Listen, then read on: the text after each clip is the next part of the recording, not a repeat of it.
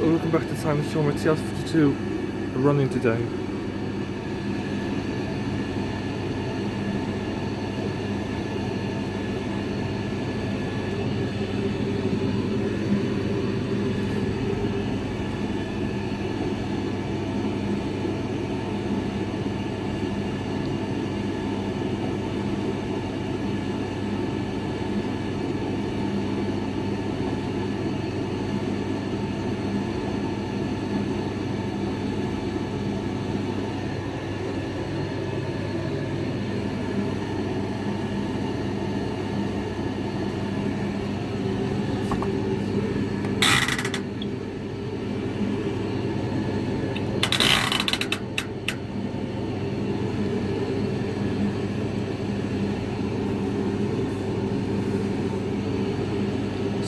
Cinnabit.